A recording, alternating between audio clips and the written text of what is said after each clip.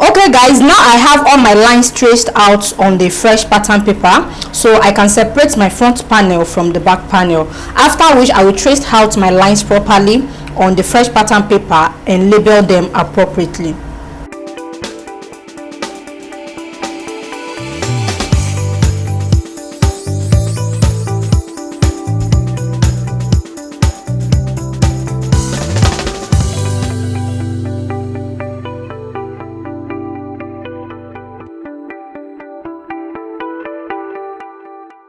I have my front panel separated from the back panel. I traced out my line, I labeled this properly. Okay, so here is the starting point line I drew out for the back panel. This is the shoulder line. This is the shoulder line for the front panel. Don't forget, on the front panel I have two shoulder lines. This is the first shoulder line, which is the initial measurement I used in taking all the vertical measurement, the real shirt length measurement, before I took this downward by 1 inch. So, and I told you this 1 inch line is going to be the real shoulder line for the front panel, purposely because the front panel will be shorter than the back panel. Okay, and I did not trim off the 1 inch line I measured out, purposely because I wanted to use this as a template to draft the back panel. And from the 1 inch I took this upward also by half of an inch, which is going to be the seam allowance. So I have to trim off the shaded part of this, which I have here. So now I've transferred all the lines on the back panel. So the real measurement, which is the part I'm trimming off, has to be for the back panel. Okay, so which is this line. You can see what I have. So this is the real starting point. This part you see here is the measurement I use in slatting the shoulder. Please, you have to pay a closer attention so that you don't get confused. This is not confusing, it is very easy to understand. The idea is the front panel will be 1 inch shorter than the back panel. So I'm cutting 1 inch away from the front panel, which will be added back to the back panel. So that is just what the whole idea is all about. So now I will pick up my scissors and I will trim this part off. You can see the part I'm trimming off is half of an inch. So I left half of an inch for seam allowance.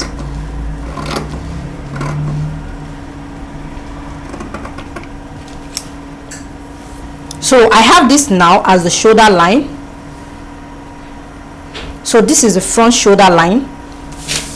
This line is for this before I added my seam allowance. So this is going to be on this like so.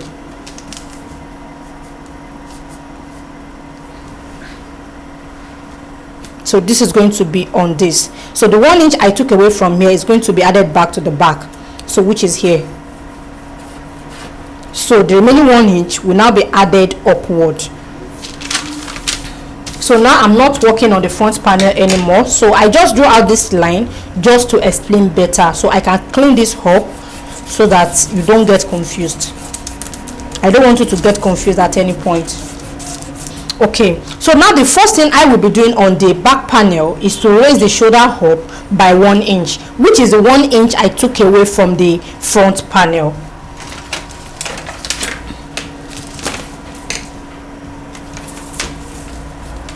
So from the HPS point, I will take this upward by 1 inch. Then on the armhole point, I will take it upward by 1 inch as well. The midline.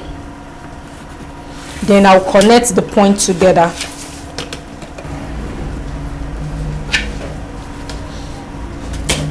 Excuse me. Then I will extend the armhole upward to get to the new 1 inch line.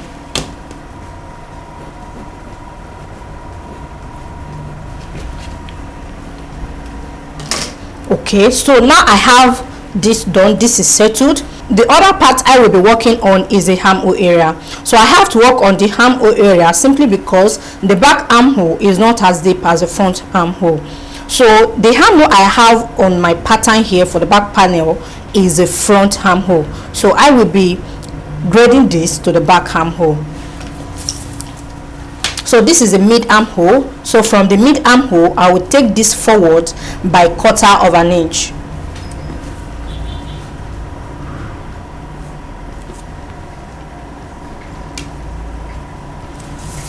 and I will connect this upward and to the chest level.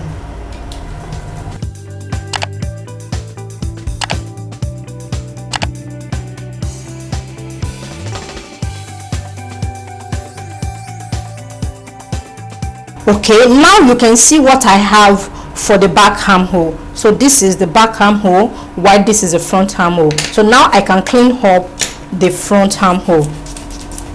Okay guys, now I have this done as well, so this is settled. Now to the neckline area. I will be drafting a separate neckline for the back panel. So in doing this, I will raise my starting point line up by 1 inch, purposely because I've raised the shoulder line up by 1 inch, and this slant line cannot be used in constructing the neckline. So I have to make my line to be on a straight line. So the initial starting point line I drew out, which I label as the starting point, will be raised up by 1 inch. So that is exactly what I'm doing now. So I will be making use of the perfect straight line I have there.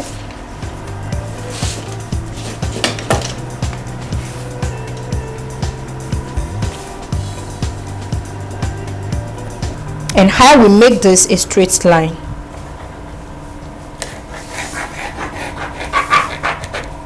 So now you can see what I have here. So I will shade this out with my marker.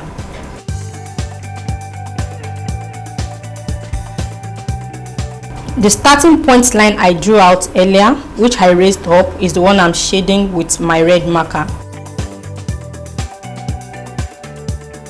Now you can see what I have here. This is a starting point line I drew out before transferring my lines on the fresh pattern paper.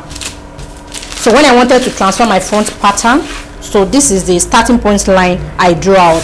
So then I now took this starting point line, I took it up by 1 inch. So that is the part I have my green marker.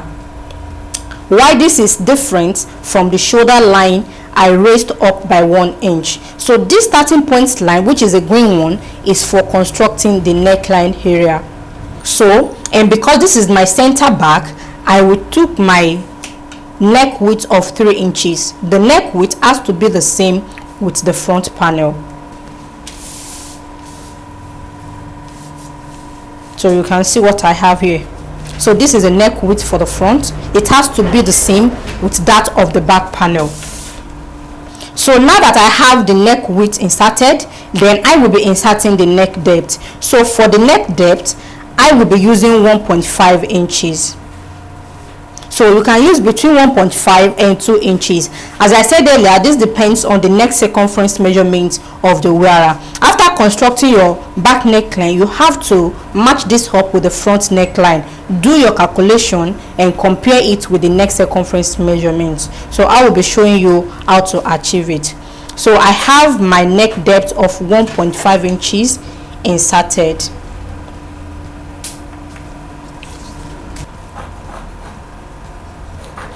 If I want this deeper, I can make use of 2 inches.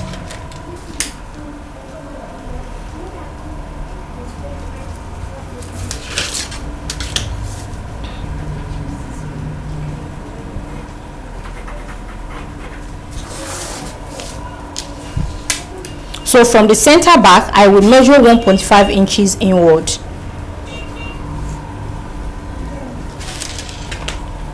Then I will construct my back neckline like so.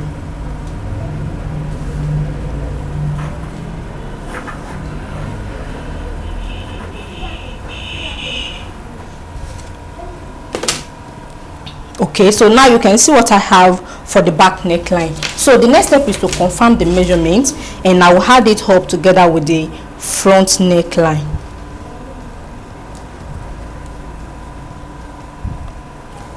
So for this I have 3.75, and for the front neckline I measured 5 inches when I was drafting the pattern, and the 5 inches was before I subtracted 1 inch from this part. So which means I will subtract 1 inch from 5 inches, so which gives me 4 inches. So I will be adding 4 inches together with 3.75, that is 7.75, and this is going to be in 2 places. 7.75 multiplied by 2, and that is 15.5 inches. So this 15.5 inches is not up to the neck circumference measurement I'm working with. The neck circumference measurement I'm working with was 16 point I think it was 16 between 16.25 and 16.5. So with this I will have to add to the back neck measurement. So instead of 1.5 inches, I will make this 2 inches. I'm adding to the back neck measurement purposely because 1 inch is still coming to join the front neckline. So whatever I will be having for my back neckline, it has to be with extra 1 inch, so that by the time the back panel move towards the back neckline will not be too high. So I will take this downward more by half of an inch. So instead of 1.5 inches, that makes it 2 inches in total. So please, you must not skip this step. You have to do your calculation properly, most especially if your shirt is going to be with a collar. Irrespective of the type of collar you are adding to your shirt, you have to confirm the neck measurement you have on the pattern with the neck circumference measurement of the wearer, so that by the time you are done constructing your shirt and you are about to attach your collar, you will not have any issue. Most especially after constructing the shirt, the collar will not be too tight or too wide on the wearer. So now I will be reconstructing the back neckline. And also put this in mind that you can only extend the back neck depth. The width must not be extended. If you will have to extend the neck width on the back panel, it has to be extended on the front panel as well, okay? Because these two has to align properly. The two are going together. So I will reconstruct the back neckline. I will clean up the previous one I drafted.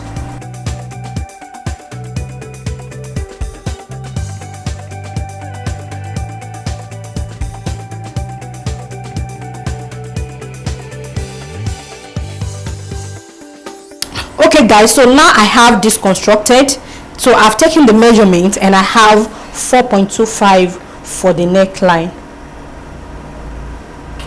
So 4.25 for the back and 4 inches for the front. So in total I have 8.25. So 8.25 multiplied by 2, that is 16.25. So which is the exact measurement of the neck circumference measurement. I told you I can use between 16.25 and 16.5 for the wearer. So for the 16.5 I'm good.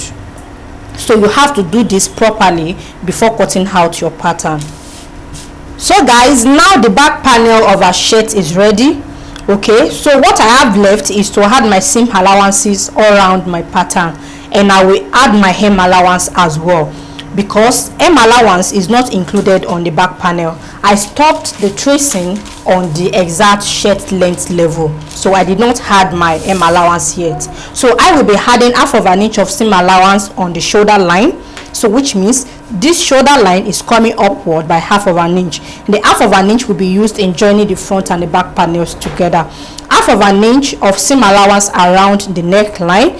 This is used in attaching the collar or finishing the neckline area. Now to the armhole area, I will not be adding any seam allowance on the armhole, because I have my seam allowance added on the front armhole, and I use the front armhole in grading the back armhole, so the seam allowance is included. Then for the side seam, I'm not adding seam allowance as well. I use this to make the back panel. So the seam allowances I will be adding are the neckline, the shoulder line, and I will add my hem allowance on the shirt length. So now I have my seam allowances added on the neckline and the shoulder line, and for the hemline of my shirt I added 1 inch as my hem allowance, and I have this as a straight line, so I want the back panel to be on a straight line. So now I will proceed in cutting out my pattern. So this is going to be a straight cut, unlike the front panel. I will be cutting on the neckline, the shoulder line, the armhole, the side seam, and the hemline.